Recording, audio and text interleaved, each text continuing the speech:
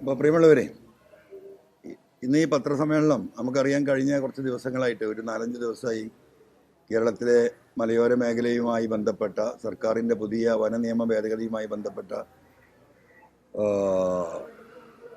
നിയമസഭയിൽ വരാൻ പോകുന്ന അമെൻമെൻറ്റ് ബില്ലിൻ്റെ വിഷയത്തെക്കുറിച്ചൊക്കെ നമ്മൾ സംസാരിച്ചാണ്.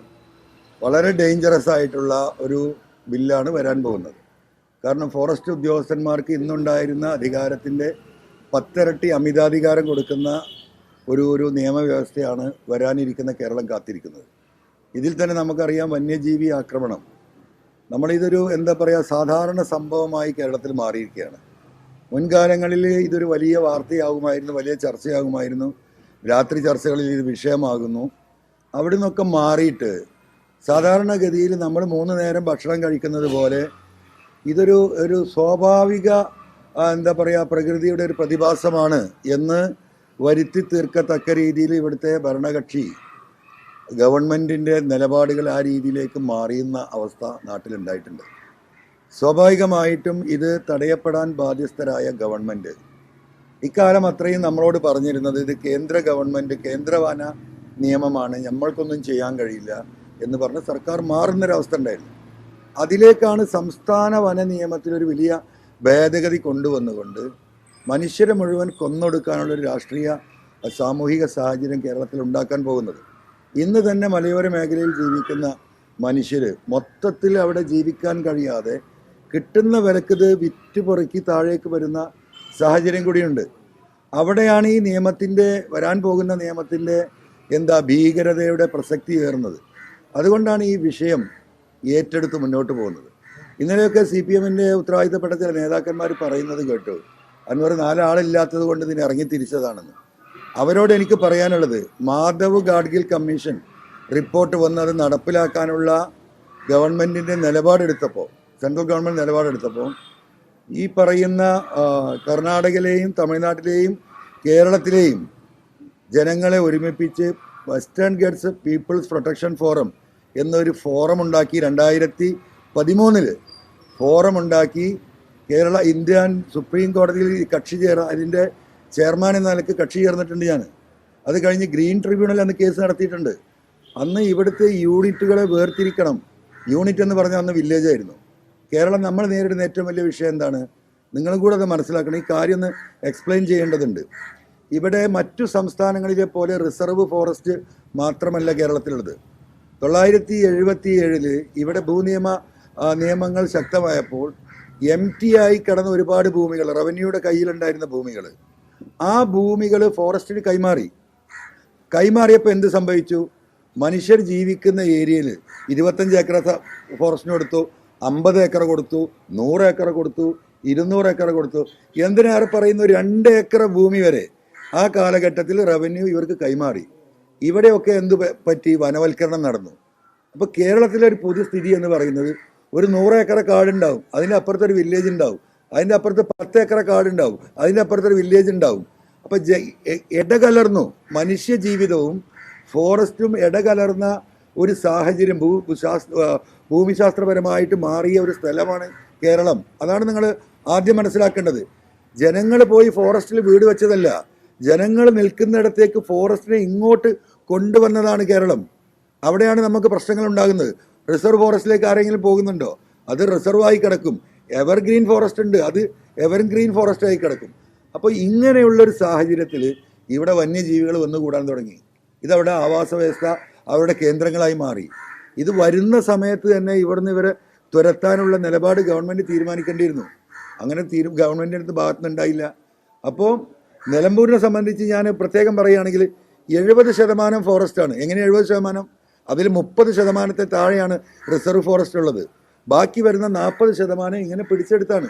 അപ്പോൾ ഒരു റോഡ് ഇങ്ങനെ പോകും, അവിടെ ഫോറസ്റ്റ് ഉണ്ടാവും, അവിടെ ടാർ ചെയ്യാൻ സമ്മതിക്കില്ല. ഇലക്ട്രിക് ലൈൻ ഇങ്ങനെ വന്നാൽ അവിടെ നിർത്തണം, അപ്പുറത്തേക്ക് പോകാൻ പറ്റില്ല. കുടിവെള്ള ലൈൻ ഇപ്പുറത്ത് നിർത്തണം, അപ്പുറത്തേക്ക് പോകാൻ പറ്റില്ല. ഇതൊന്നും മുമ്പുണ്ടായിരുന്നില്ല. ഇപ്പോൾ എല്ലാവരും കൂടി ഇത് വളഞ്ഞിട്ട് പിടിക്കുകയാണ്. ഫോറസ്റ്റ് ഉദ്യോഗസ്ഥന്മാർ യഥാർത്ഥത്തിൽ പരിപൂർണമായിട്ടും സാമൂഹ്യ വിരുദ്ധരായി ഗുണ്ടകളായി മാറും ഈ നിയമം വന്നാൽ. നിങ്ങൾ എഴുതി വെച്ചോ, കേരളത്തിലെ ഒഫീഷ്യൽ ഗുണ്ടകൾ ആരാണെന്ന് ചോദിച്ചാൽ കേരളത്തിലെ ഫോറസ്റ്റ് ഉദ്യോഗസ്ഥരായി മാറ്റുന്ന നിയമമാണ്. ഇന്ന് തന്നെ അവരുടെ സാന്നിധ്യം, അവരുടെ അക്രമം നമുക്ക് താങ്ങാൻ കഴിയുന്നില്ല. ഇവിടെ മൃഗങ്ങളെ കേരളത്തിലേക്ക് ആകർഷിക്കുകയാണ്, ജനവാസ മേഖലയിലേക്ക് ആകർഷിക്കുകയാണ്. ഫോറസ്റ്റിൻ്റെ അകത്തുണ്ടാകേണ്ട ആനക്കടക്കം തിന്നാനുണ്ടാവേണ്ട ഭക്ഷ്യവസ്തുക്കളില്ല. കാര്യമായിട്ട് ഓടയും മുളയുമാണ്. ഈ മലമ്പ്രദേശത്തൊക്കെ മുമ്പ് കണ്ടമാനുണ്ടായിരുന്നു. ഇന്ന് അതൊക്കെ അവർ വെട്ടി വെളുപ്പിച്ചു. അവിടെ വേറെ ആനക്ക് തിന്നാൻ പറ്റാത്ത വൻമരങ്ങൾ പിടിപ്പിച്ചു. സ്വാഭാവികമായിട്ടും ഈ ആന ഭക്ഷണം കഴിക്കാൻ എങ്ങോട്ട് പോകും? കാട്ടിലെ ആനക്ക് തിന്നാനൊന്നുമില്ല. തിന്നാൻ കിട്ടാതെ ആകുമ്പം ആനകൾ ഈ ഭക്ഷണം തേടി വരികയാണ്. ഭക്ഷണം തേടി ആനകളെ വരുത്തുകയാണ്. കുടിവെള്ള സ്രോതസ്സുകൾ സ്വാഭാവികമായിട്ട് കാട്ടിൻ്റെ അകത്തുണ്ടായിരുന്ന സ്രോതസ്സുകൾ പലതും മണ്ണിടിഞ്ഞ് പോയി, പലതും ഇവർ തന്നെ തൂർക്കുന്നു എന്നുള്ള പരാതി പോലും തമിഴ്നാട്ടിൽ നിന്നുണ്ട്. ഓവാലി എന്ന് പറയുന്നൊരു പഞ്ചായത്തുണ്ട് നമ്മുടെ തൊട്ടടുത്ത്, നിലമ്പൂരിന് ഗൂഡല്ലൂർ കയറി. നിങ്ങളൊന്ന് പോയി നോക്കണം. 45,000 മനുഷ്യർ ജീവിച്ചിരുന്ന നാടാ. ഇന്നവിടെ 5,000 ആളില്ല. നിങ്ങൾ പോയി നോക്കിയാൽ ഇത് യുദ്ധക്കളമാണെന്ന് തോന്നും. അത്രയും വീടുകൾ ഇട്ടിറങ്ങിയ ആളുകൾ പോന്നു. കാരണം ജീവിക്കാൻ മാർഗമില്ല. ആ ഓവാലി പഞ്ചായത്തിൻ്റെ അവസ്ഥ കേരളത്തിലെ മലയോര മേഖലയ്ക്ക് ആയിക്കൊണ്ടിരിക്കുകയാണ്. അപ്പം ഈ മൃഗങ്ങൾക്ക് വേണ്ട ആവശ്യമായ ഭക്ഷണവും വെള്ളവും വൻകാടുകളിൽ റിസർവ് ഫോറസ്റ്റിൽ ഒരുക്കേണ്ട ഫോറസ്റ്റ് അവിടെ മുഴുവൻ വെട്ടി നിരത്തി ഇതുപോലെ മരം സൃഷ്ടിച്ചു. ഇതാണ് ഒന്ന്. രണ്ടാമത്, കോഴിക്കോട്ടങ്ങാടിയിൽ എങ്ങനെയാണ് പുലി വരുന്നത്? നിങ്ങൾ ആലോചിക്കണം. മഞ്ചേരി എങ്ങനെയാണ് വരുന്നത്? തിരുവനന്തപുരത്ത് വരും, സെക്രട്ടേറിയറ്റിനകത്ത് പുലി വരും. അധിക താമസമൊന്നുമില്ല. എന്താ കാരണം?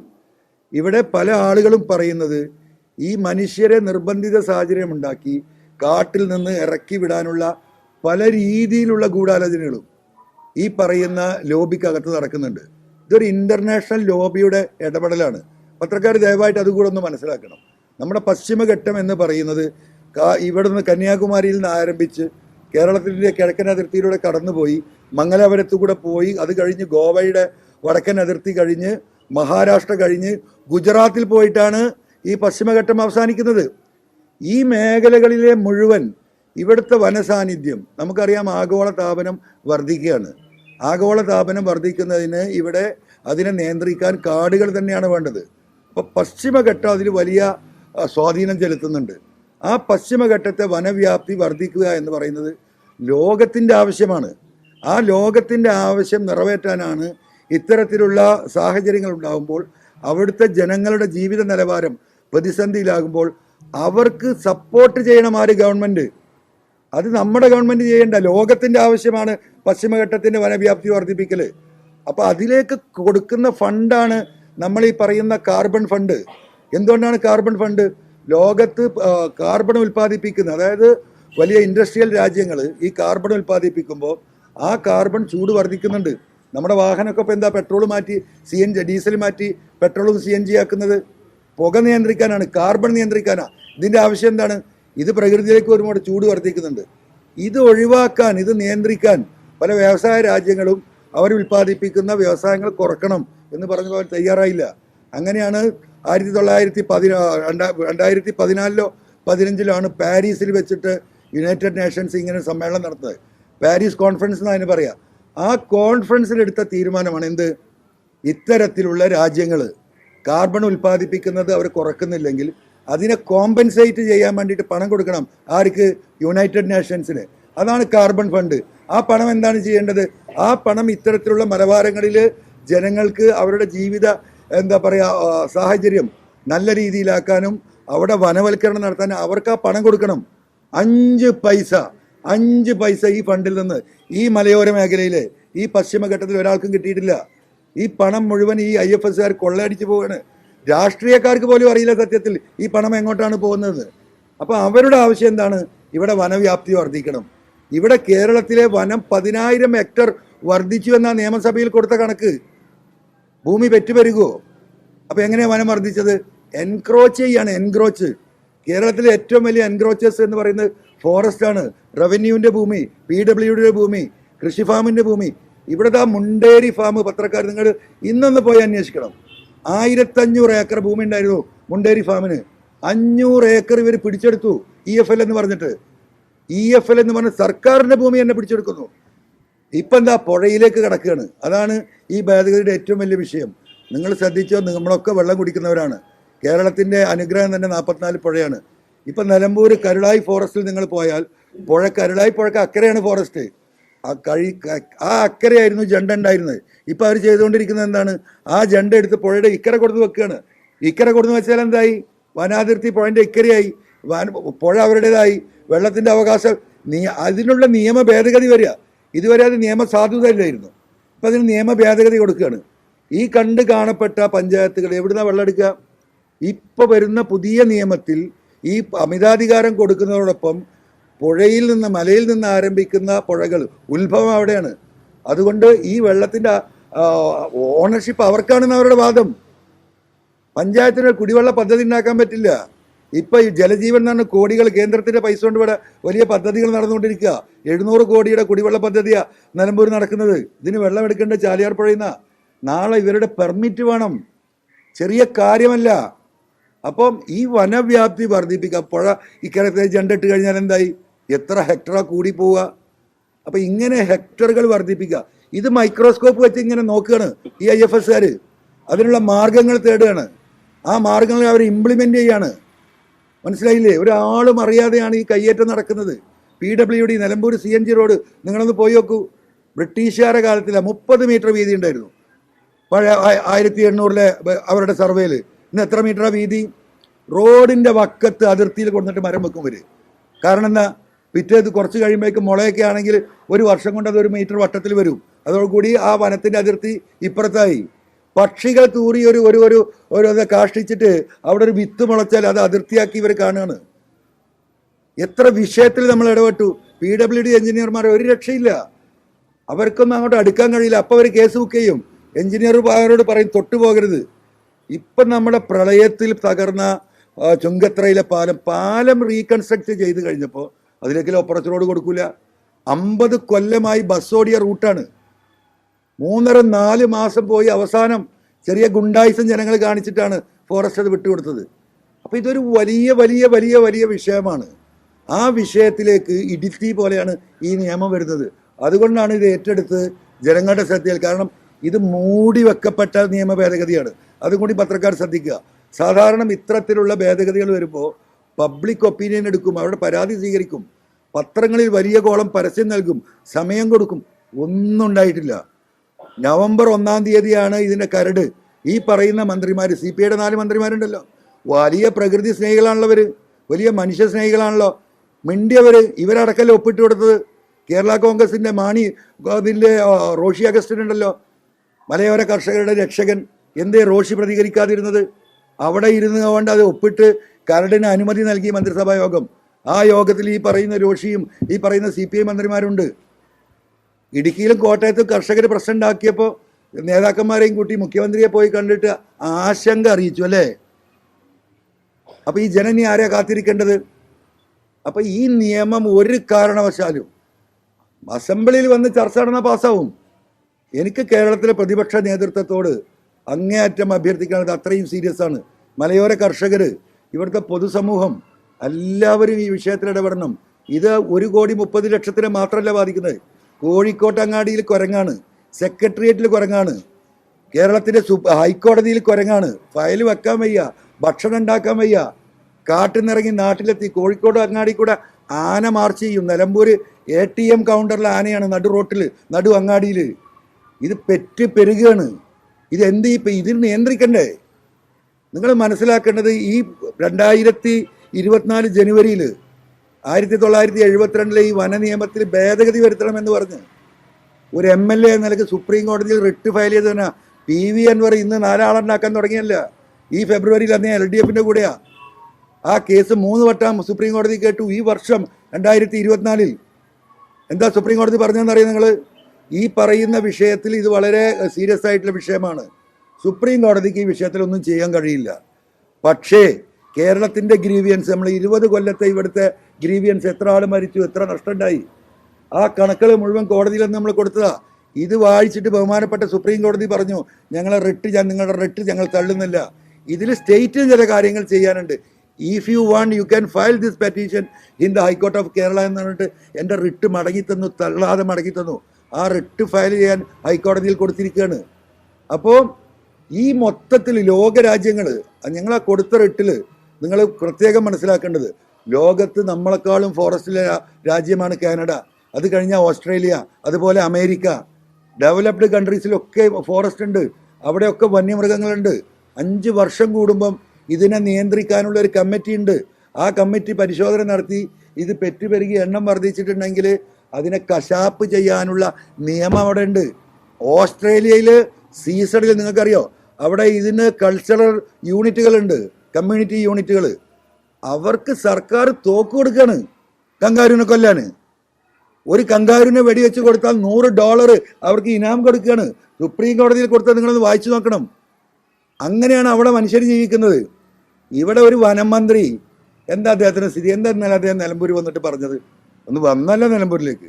ഒരു ആദിവാസി യുവാവിനെ ചവിട്ടിക്കൊന്ന് ഈ കോലത്തിലാക്കിയിട്ട് തിരിഞ്ഞു നോക്കിയവർ വൈകുന്നേരം 6:30 മണിക്ക് ഈ അപകടമുണ്ടായിട്ട് 11 മണിയോട് കൂടി ആശുപത്രിയിലെത്തിയ പോട്ടെ, അവിടെ കിടന്ന് ചോര വാർന്ന ഒഴുകിയാണ് മരിച്ചത്. ഇനി പോസ്റ്റ്മോർട്ടം റിപ്പോർട്ട് വരുമ്പം നമുക്കറിയാം. അവിടെ വന്നിട്ട് ഫോറൻസിക് സർജന് ചെയ്യേണ്ട സർജറി പോസ്റ്റ്മോർട്ടം ആരാ ചെയ്തത് എന്നുള്ളത് നമുക്ക് പരിശോധിക്കണം. അതുണ്ടായിട്ടില്ല.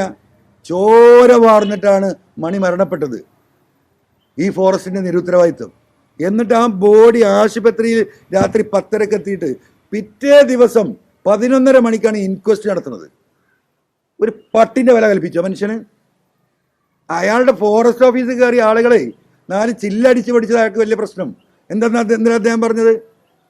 PV അൻവറിനെ ഞാൻ നിങ്ങൾക്ക് പറഞ്ഞിട്ടുണ്ടല്ലോ, വേറെ പല പഞ്ചായത്തിലും വേറെ മണ്ഡലങ്ങളിലും ഇങ്ങനെ പ്രശ്നങ്ങൾ ഉണ്ടായിട്ടുണ്ടല്ലോ. അവിടെയൊക്കെ MLA മാർ എൻ്റെ അടുത്ത് വന്നിരുന്ന് സംസാരിച്ച് പ്രശ്നം പരിഹരിക്കല്ലേ ചെയ്തത്. അദ്ദേഹം ശോഭിക്കുന്നവനാ, നിങ്ങൾക്കറിയില്ലേ? ഞാനിനി അയാളെ അണ്ടിപ്പരിപ്പ് ഞാൻ തിരുവനന്തപുരത്ത് പോകണോ? കുറേ അണ്ടിപ്പരിപ്പ് ഞങ്ങൾ തിന്നതാ. ഇങ്ങനെ വരുന്നവരെ ഇങ്ങനെ സോപ്പാക്കി വിടുക. അയാൾക്ക് എന്താ പണി? ഈ ഫോറസ്റ്റ് മന്ത്രിയുടെ സംഭാവന എന്താ? ഈ 3.5 കൊല്ലത്തിനിടക്ക് ഈ കേരളത്തിലെ ജനങ്ങൾക്ക് എന്ത് ചുക്കാണ് ചെയ്തത്? ഒരു മന്ത്രിയായി ഇരിക്കുക. എന്താ ഇപ്പം മാറ്റാത്തത്? ഒരു പാർട്ടിയുടെ NCPയുടെ ഭാഗമായിട്ട് വന്നൊരു മന്ത്രിയെ NCPയുടെ പ്രസിഡന്റാണ് മാറ്റാൻ പറഞ്ഞത്.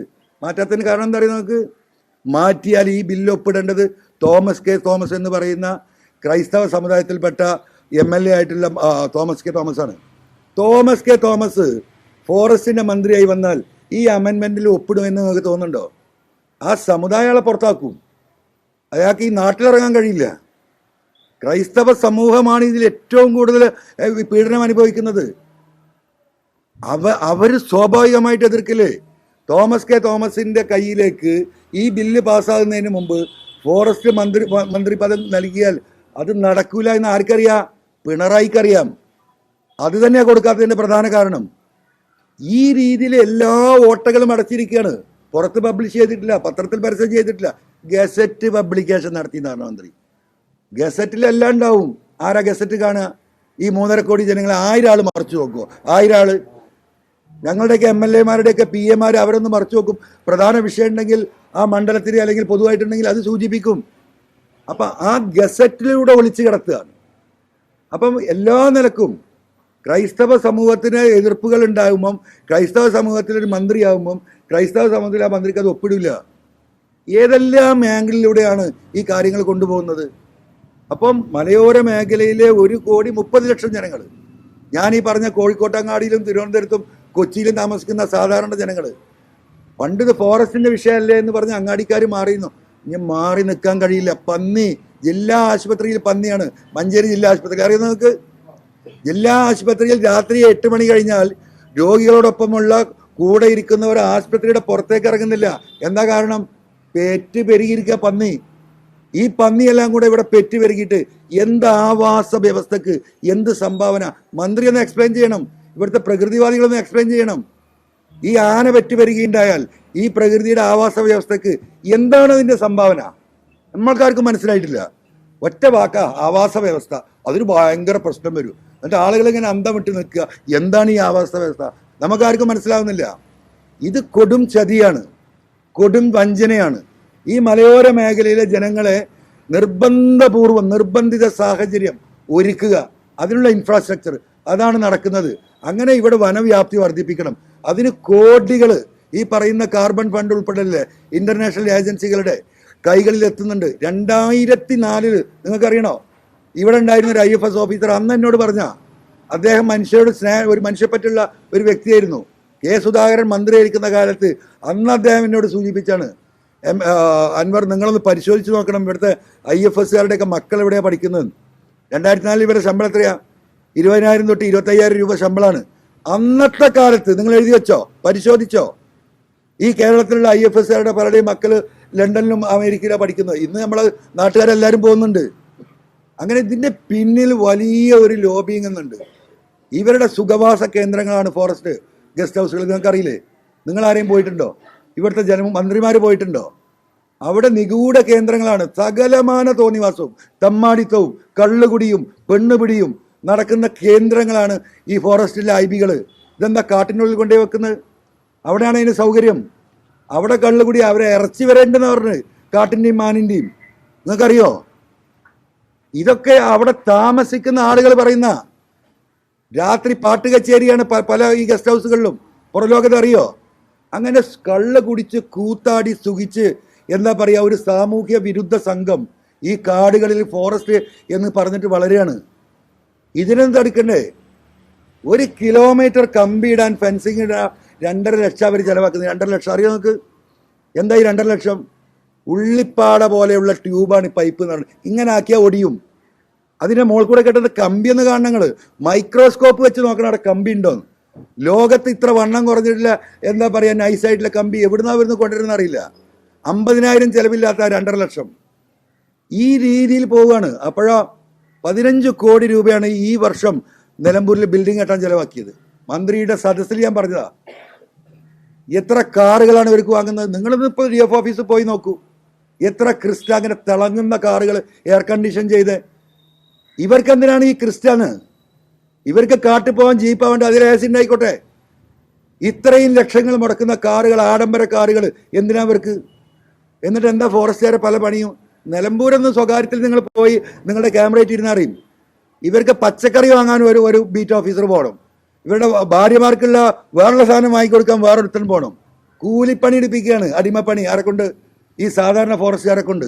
മീൻ വാങ്ങാനൊരു വണ്ടി വേറെ, പലചരക്കിന് വേറെ വണ്ടി, കോഴിക്കോടേക്ക് ഷോപ്പിങ്ങിന് പോകാം വേറെ വണ്ടി. ഇവിടെയൊക്കെ ഈ IFSകാരെ വീട്ടിലൊക്കെ പോയി നോക്കണം നിങ്ങൾ. ഈ ജനത്തിനെ കൊന്നിട്ട് അവരെന്ത് തെമ്മാടിത്ത ചെയ്തോട്ടെ, പക്ഷെ ഈ ജനത്തിന് ഇവിടെ ജീവിക്കണം. അതിനുള്ള വഴിയുണ്ടാകണം. അതിനുള്ള നിയമമാണ് വേണ്ടത്. അതുകൊണ്ട് ബഹുമാനപ്പെട്ട UDFന്റെ മുഴുവൻ നേതൃത്വത്തോട് എനിക്ക് പറയുന്നത്, നിങ്ങൾ ഏറ്റെടുക്കണം. ഏറ്റെടുക്കുക മാത്രമല്ല, നിങ്ങൾ അധികാരത്തിൽ വന്നാൽ ഇവിടെ നമുക്കറിയാം ഈ പശ്ചിമഘട്ടത്തിലെ ഈ 11-12 സംസ്ഥാനങ്ങളുണ്ട്. ഈ സംസ്ഥാനത്തെ മുഴുവൻ മുഖ്യമന്ത്രിമാരെയും പോയി കാണണം ഇവിടുത്തെ ലീഡർഷിപ്പ്. ആ മുഖ്യമന്ത്രിമാരെ ഒരുമിച്ച് നിർത്തിക്കൊണ്ട് ഈ 972 വന നിയമത്തിൽ ഭേദഗതി വരുത്താൻ ഈ പശ്ചിമഘട്ടത്തിലെ മുഴുവൻ സംസ്ഥാനങ്ങളെയും ഒരുമിപ്പിച്ച് ചേർത്തുള്ള ഒരു പോരാട്ടത്തിന് നേതൃത്വം കേരളത്തിൽ നിന്ന് ഉയർന്നു വരണം. അത് ഉയർത്തിക്കൊണ്ടുവരാൻ അടുത്ത ഈ 2026 തെരഞ്ഞെടുപ്പിൽ UDF ഇവിടെ അധികാരത്തിൽ വരണം. ആ അധികാരത്തിൽ വരുന്ന UDF അതുകൂടി ഏറ്റെടുക്കണം. അവിടത്തേക്ക് ഇത് എത്തിക്കണം. ഈ വിപ്ലവം തുടങ്ങേണ്ടത് ഈ ഫോറസ്റ്റ് ഉദ്യോഗസ്ഥരുടെ ഇല്ലെങ്കിൽ ഈ വന്യമൃഗശല്യത്തിൻ്റെ ഈ വിപ്ലവം തുടങ്ങേണ്ടത് കേരളത്തിലാണ്. ആ നേതൃത്വം ബഹുമാനപ്പെട്ട UDF ലീഡർഷിപ്പ് ഏറ്റെടുക്കണം എന്നാണ് ഇത്തരമൊരു സാഹചര്യം ഉരുത്തിരിഞ്ഞൊരു ഘട്ടത്തിൽ എനിക്ക് പറയാനുള്ളത്. തീർച്ചയായിട്ടും. അതായത് ഈ വിഷയത്തിൻ്റെ ഗൗരവം അവർക്കിപ്പോൾ പഠിച്ചു, അവർക്ക് മനസ്സിലായി, മുമ്പ് അറിവുള്ളതാണ്. അപ്പോൾ ഈ ഗൗരവത്തിന് 63 മണ്ഡലത്തെയാണ് UDF തിരിച്ച് അധികാരത്തിൽ വരാൻ ആഗ്രഹിക്കുന്നുണ്ടല്ലോ സ്വാഭാവികമായിട്ടും. ഈ ഒരു വിഷയം ഏറ്റെടുത്താൽ മതി. 63 മണ്ഡലത്തെ നേരിട്ടാണ്. 140 മണ്ഡലത്തെ മുഴുവനും ഞാൻ ഈ പറഞ്ഞ പന്നിയും കുരങ്ങും കൊണ്ട് ബാധിക്കുന്നുണ്ട്. 2 രീതിയിലാണ് ഇത് ബാധിക്കുന്നത്. അതുകൊണ്ട് ഇത് UDF ഏറ്റെടുക്കണം. ഏറ്റെടുക്കണം. അതിനോടൊപ്പം ഒരു പ്രവർത്തകനായി, ഒരു സാധാരണക്കാരനായി അവരോടൊപ്പം ഈ മലയോര കർഷകർക്ക് വേണ്ടി നിന്നു കൊടുക്കാൻ ഞാൻ തയ്യാറാണ്. തീർച്ചയായിട്ടും മുഴുവൻ നേതാക്കളെയും കാണും. മുന്നണി ഒന്നുമല്ലല്ലോ ഇവിടെ വിഷയം. ഇവിടെ ഇപ്പം ഈ നമ്മുടെ മുന്നിൽ നിൽക്കുന്ന ഈ വന്യജീവി ആക്രമണം, അതിനോടൊപ്പം നിൽക്കുന്ന ഈ വരുന്ന മനുഷ്യത്വരഹിതമായ ബില്ലുമാണ്.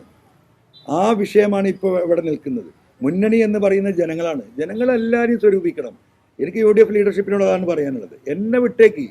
എനിക്കൊരു MLA-ഷിപ്പോ ഒരു സീറ്റോ ഒരു പഞ്ചായത്ത് പ്രസിഡന്റോ ആവശ്യമോ നിങ്ങൾ തരണ്ട. നമുക്ക് ഒരു ആവശ്യമില്ല. അങ്ങനെ ആരും ആ വിഷയത്തിൽ ഭയപ്പെടണ്ട. ജനങ്ങളുടെ ഈ വിഷയം UDF ഏറ്റെടുക്കുക തന്നെ വേണം. ഇവിടെ ഏകദേശം 100ഓളം കർഷക സംഘടനകളുണ്ട് കേരളത്തിൽ. അത്ഭുതപ്പെടുത്തും നമ്മൾ അതിലേക്ക് നോക്കിയാൽ. എങ്ങനെയാണ് ഇത്രമാത്രം കർഷക സംഘടനകൾ ഉണ്ടായി എന്ന് നമ്മൾ പരിശോധിക്കുമ്പോൾ പല ഘട്ടങ്ങളിലും ഇവർക്ക് നീതി നിഷേധിക്കപ്പെട്ടതാണ്. അതിൽ കോൺഗ്രസ് ഉണ്ട്, ലീഗ് ഉണ്ട്, CPM ഉണ്ട്, പലരുണ്ട്. അവർക്ക് രാഷ്ട്രീയം അടുത്തവരുണ്ട്. ഇനി ഞങ്ങൾ രാഷ്ട്രീയ നേതാക്കാൻ വേണ്ടിയിട്ടേക്ക് പോകുന്നില്ല എന്ന് പറഞ്ഞവരുണ്ട്. അപ്പം ഈ ഒരു വിഭാഗത്തെ മുഴുവൻ കൂട്ടിപ്പിടിക്കണം.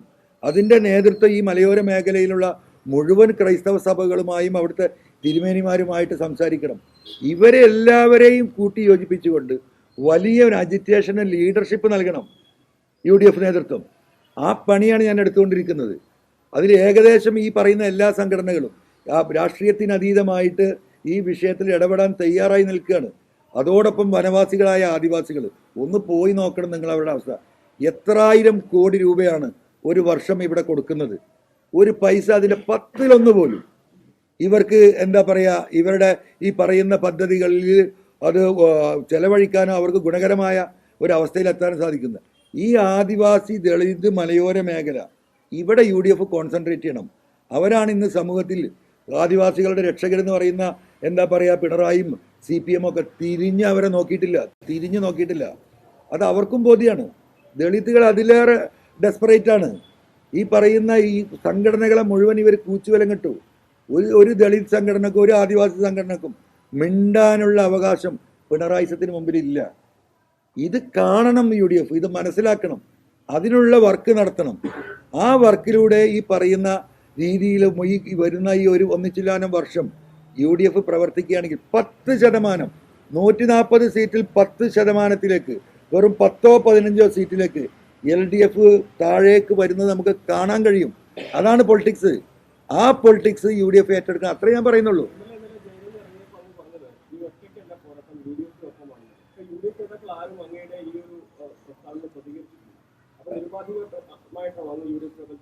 അല്ല, താങ്കൾക്ക് ചെവിയില്ലാത്തോടെ താങ്കൾ അത് കേൾക്കാതിരിക്കണം.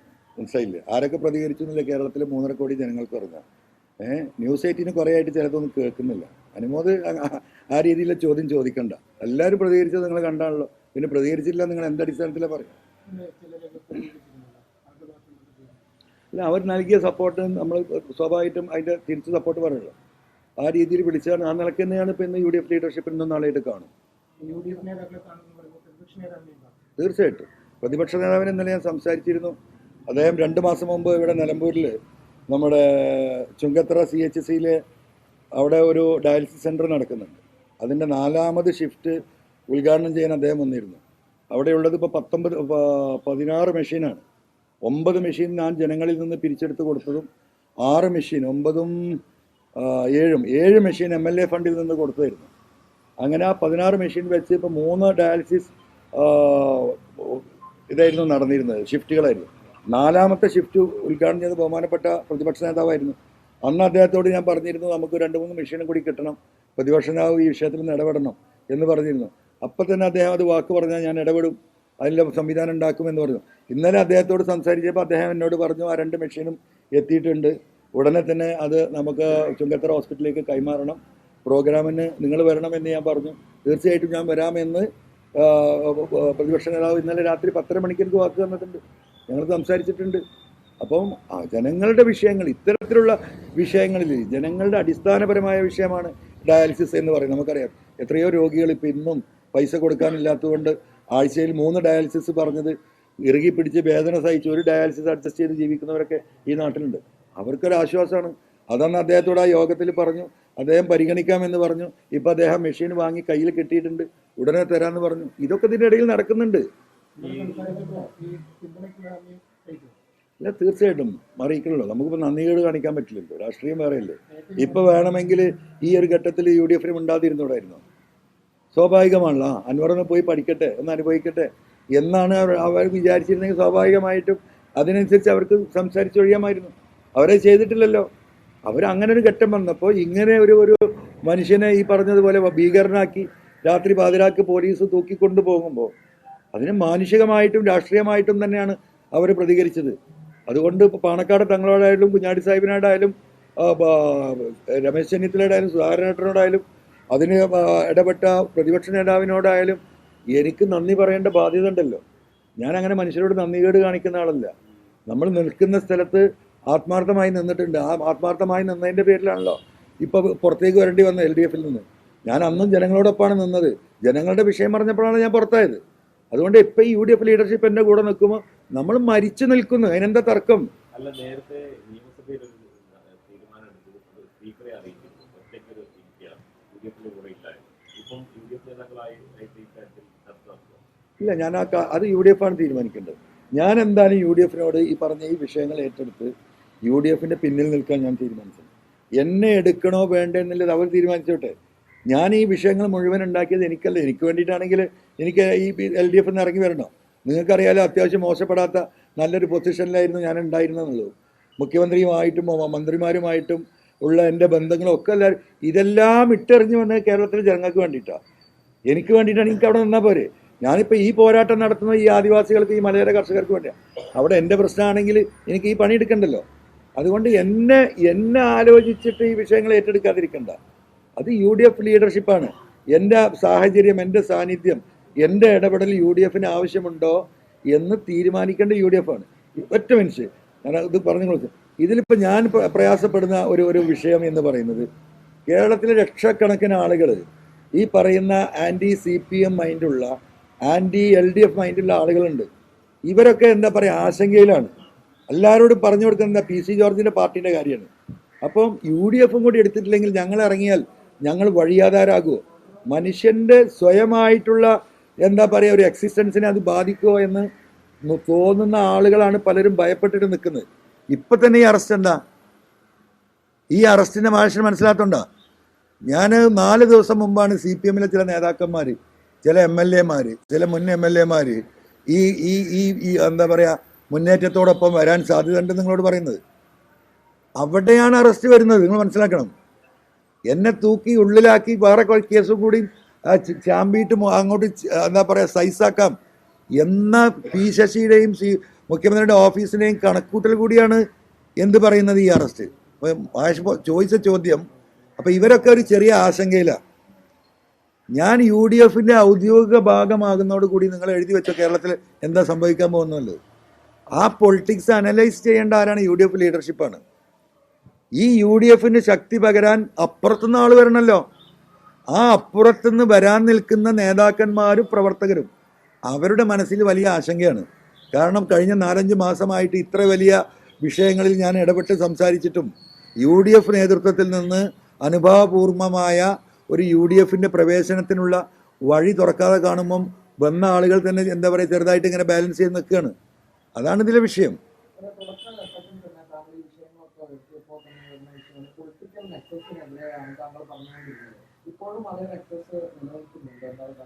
തീർച്ചയായിട്ടും ആ നെക്സസിന്റെ ഭാഗം തന്നെയല്ലേ ഇത്. CPM എന്ന് എവിടെയാണ് നിൽക്കുന്നത്? CPM-ന്റെ ഉദ്ദേശം എന്താ? CPM-ന്റെ ഉദ്ദേശമല്ല, സോറി, പിണറായിയുടെ ഉദ്ദേശം എന്താ? പിണറായിക്ക് ഏൽപ്പിച്ച ഉത്തരവാദിത്തങ്ങൾ ഇനിയിപ്പോൾ ഞാൻ നിങ്ങളോട് പറയാത്തൊരു കാര്യമുണ്ട്. കാരണം അത് ജുഡീഷ്യറിയുമായി ബന്ധപ്പെട്ട ഒരൊറ്റ വിഷയമായതുകൊണ്ട് ADGP അജിത് കുമാർ ഇടപെട്ടൊരു വിഷയമുണ്ട്. എൻ്റെ അടുത്ത് അതിൻ്റെ ഡോക്യുമെൻ്റ് ഉള്ളതാണ്. പക്ഷെ അതൊരു ജുഡീഷ്യറിയുമായി ബന്ധപ്പെട്ടൊരു വിഷയമായതുകൊണ്ട് മാത്രമാണ് ഞാനിത് പറയാതെ നിൽക്കുന്നത്. അത് പറയേണ്ട ഒരു ഘട്ടം വരികയാണെങ്കിൽ ഞാനത് പറയും. അപ്പോൾ ആ നെക്സസ് RSS നേതൃത്വവുമായിട്ടുള്ള നെക്സസ് വളരെ സ്ട്രോങ് ആയിട്ട് ഇവിടെ പ്രവർത്തിക്കുന്നുണ്ട്. ആ നെക്സസിൻ്റെ ഭാഗം എന്താണ് CPM-ൻ്റെ നിലപാട്? നിങ്ങളൊന്ന് ആലോചിച്ച് നോക്കി. എന്താണ് ഇപ്പോൾ ഈ ന്യൂനപക്ഷങ്ങൾക്കെതിരെയുള്ള സംസാരം? എന്താണ് ഈ മുനമ്പം വിഷയത്തിൽ ക്രൈസ്തവ സമൂഹത്തോടുള്ള CPM-ൻ്റെ നിലപാട്? ഇതൊക്കെ പറ്റിക്കപ്പെടുകയും എതിർക്കപ്പെടുകയും ചെയ്യുന്നതിൽ അതിൽ വേറൊരു പൊളിറ്റിക്സ് ഉണ്ട്. പിണറായി എനിക്ക് ശേഷം പ്രളയമാണ്. എനിക്ക് ശേഷം പ്രളയം.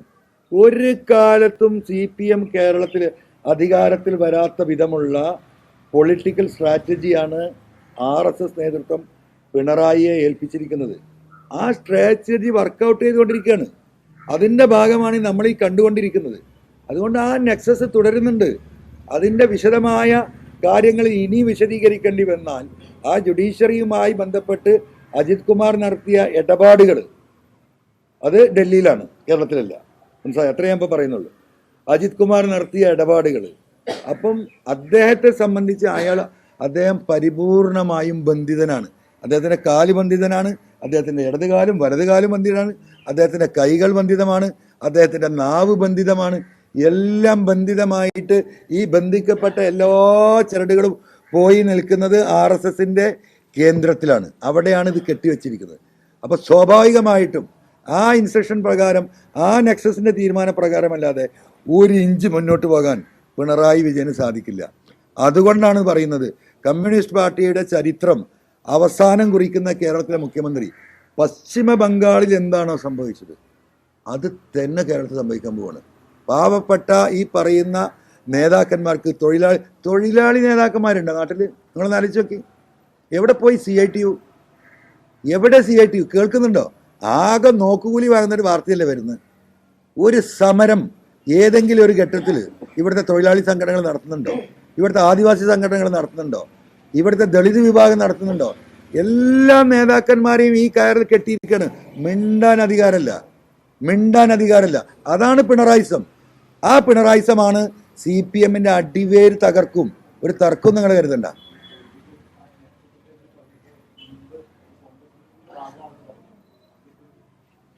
അല്ല, കോൺഗ്രസിന്റെ ഞാൻ അന്നും പറഞ്ഞത് അങ്ങനെയാണ്. ആ നെക്സസ് ഞാൻ പറഞ്ഞത് നിങ്ങൾ ഇപ്പോഴും മനസ്സിലാക്കുക. ഞാൻ പറഞ്ഞത് കേരളത്തിലെ പ്രബലമായിട്ടുള്ള എല്ലാ രാഷ്ട്രീയ പാർട്ടിയുടെയും പ്രബലരായിട്ടുള്ള ചില നേതാക്കന്മാർ തമ്മിൽ വലിയ നെക്സസ് ഉണ്ട്. ആ നെക്സസ് ആണ് കേരളത്തിലെ ജനങ്ങൾക്ക് നീതി കിട്ടാത്തത്. അതിലെല്ലാവരുമുണ്ട്. എന്നാൽ എല്ലാ പാർട്ടിയിലെയും ചിലരാ വിഷയത്തിലുണ്ട്, ഇപ്പോഴുണ്ട്. അതാത് പാർട്ടികൾ തിരിച്ചറിഞ്ഞാൽ അത് ഏറ്റവും നല്ലതാണ്. അത് ഇപ്പോൾ UDF നേതൃത്വം പലരെയും തിരിച്ചറിയുന്നുണ്ട്, അത് കാണുന്നുണ്ട്. അതില്ല എന്ന് പറയാനൊന്നും ഞാനില്ല. അതിൽ ഏറ്റവും അതിശക്തമായി ആ നെക്സസ് പ്രവർത്തിക്കുന്നത് ഇപ്പം ഈ പറയുന്ന BJP, RSS, പിണറായി, ആ അച്ചുതണ്ടാണ്, CPM അച്ചുതണ്ട്.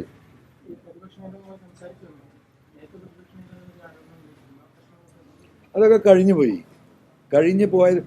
രാഷ്ട്രീയത്തിലെ അഭിപ്രായങ്ങളും നിലപാടുകളും അത് ഇരുമ്പൊലൊക്കെ പോലെ എങ്ങനെയൊന്നും നിൽക്കില്ല. രാഷ്ട്രീയ സാഹചര്യത്തിനനുസരിച്ച് ഇപ്പോൾ ആ സാഹചര്യത്തിന് അത് മാറ്റേണ്ടി വരും. പൊതുസമൂഹം ഒന്നടങ്കം ഒരു വിഷയത്തെ നേരിടുമ്പോൾ, പ്രതിസന്ധിയെ നേരിടുമ്പോൾ, ഞാൻ പണ്ടത് പറഞ്ഞല്ലോ എന്ന് പറഞ്ഞിട്ട് ആ വടിയും പിടിച്ചല്ല നിൽക്കേണ്ടത്. അത്തരത്തിലുള്ള ആളുകളെ കൂടി ഒരുമിച്ച് അല്ലെങ്കിൽ അവരുടെ കൂടെ ചേർന്നിട്ട് ഈ സാമൂഹ്യ തിന്മയ്ക്കെതിരെ പോരാടുക എന്നതാണ് ഒരു പൊതുപ്രവർത്തകന്റെ ഉത്തരവാദിത്തം. ആ ഉത്തരവാദിത്തം ഏറ്റെടുക്കും.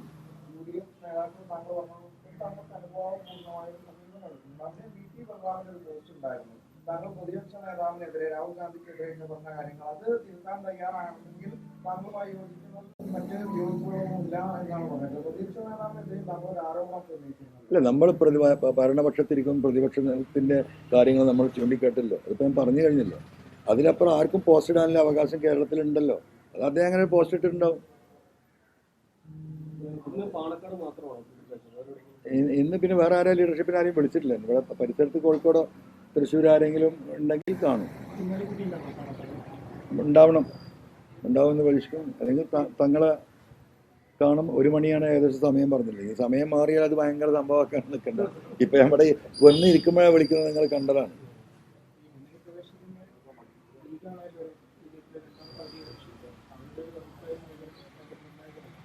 അതൊക്കെ UDFിലെ കാര്യം ഞാൻ എങ്ങനെ പറയാം? എനിക്കിപ്പോൾ അത് പറയാൻ പറ്റില്ലല്ലോ. ഞാൻ പറഞ്ഞല്ലോ, UDF ലീഡർഷിപ്പ് എടുക്കേണ്ട തീരുമാനം. ഞാൻ അങ്ങോട്ടേക്കാണോ തോണി തിരുനക്കരക്കാണോ അതോ തോണി മറിയോ എന്ന് നോക്കിയിട്ടാണ് ആളുകൾ നിൽക്കുന്നത്. ആ ആളുകളൊക്കെ ഒരു വഞ്ചിയിൽ കയറണമെങ്കിൽ ഞാൻ ഈ പറയുന്ന സംവിധാനത്തിന് UDF നേതൃത്വം അതിന് ഒരു സംരക്ഷണ കവചം ഒരുക്കേണ്ടതുണ്ട്. ആ സംരക്ഷണ കവചം UDF ഒരുക്കിയാൽ ഞാൻ ഈ പറയുന്ന മലയോര മേഖലയിലെ ഈ 100-100 ജില്ലാനും ഈ കർഷക സംഘടനകൾ, ഈ പറയുന്ന ദളിത് സംഘടനകൾ, ഈ SC വിഭാഗത്തിൽപ്പെട്ട നേതാക്കന്മാർ, ഇവരെയൊക്കെ നമുക്കൊരു പ്ലാറ്റ്ഫോമിൽ ഒരുക്കാൻ പറ്റും. CPMലെ വലിയ വിഭാഗം പ്രവർത്തകർ ശ്വാസം മുട്ടി നിൽക്കുകയാണ്. നിങ്ങൾ കണ്ടല്ലോ ഇന്നലെ ജയിലിൽ നിന്ന് പുറത്തിറങ്ങുമ്പോഴുള്ള അവസ്ഥയൊക്കെ. കാരണം ജനങ്ങൾക്കത് മനസ്സിലാവുന്നുണ്ട്. പ്രതികരിക്കാനുള്ള ശേഷി അവർക്ക് അവരുടെ ജീവിത സാഹചര്യം കൊണ്ടില്ല. അപ്പോൾ ആ സാഹചര്യം പ്രതികരിക്കാനുള്ള ശേഷി അവർക്ക് ഉണ്ടാക്കി കൊടുക്കേണ്ട ധാർമ്മിക ഉത്തരവാദിത്വം UDF ലീഡർഷിപ്പിനുണ്ട്. അത്രേ ഞാൻ പറയുന്നുള്ളൂ. അത് അവരാണ് ആലോചിക്കേണ്ടത്. ഒരിക്കലും ഒറ്റയ്ക്കല്ല.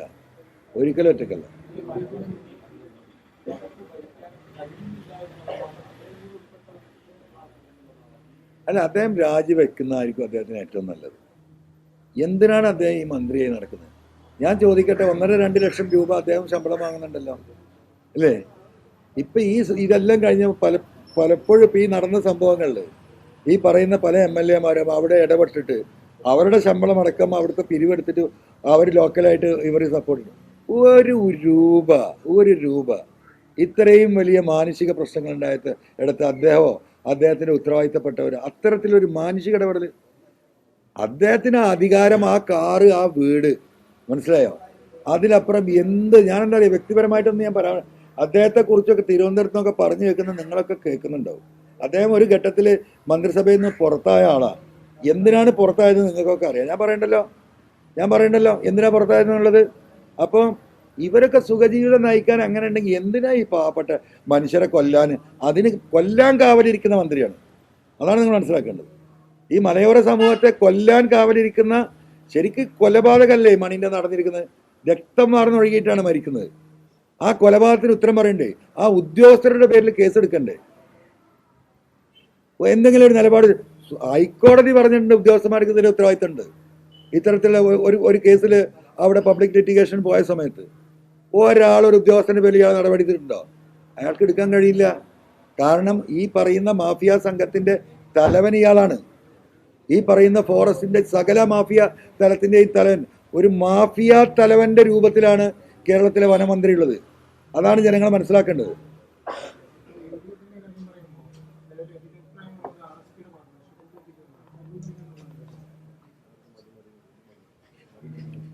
അതൊന്നും ഇപ്പം ഞാൻ പറയേണ്ട കാര്യമില്ല.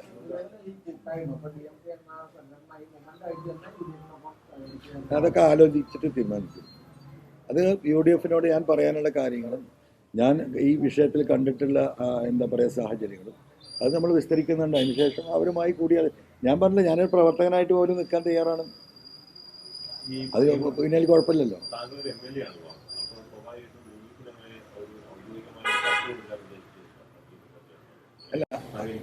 അല്ല അത് ആലോചനകൾക്ക് ശേഷം അങ്ങനെ റിക്വസ്റ്റ് വരികയാണെങ്കിൽ കത്ത് കൊടുക്കും. അല്ല അതൊക്കെ പാരലായിട്ട് നീങ്ങിക്കൊണ്ടിരിക്കുന്നത്. അതിന്റെ ഭാഗമായിട്ടാണല്ലോ ഇപ്പൊ ഈ സമരം നടന്നത്. നിങ്ങൾക്ക് അറിയാലോ.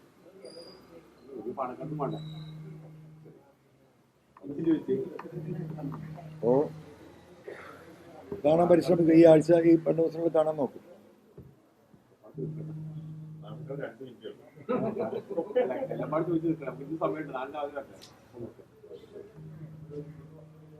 ഓക്കെ.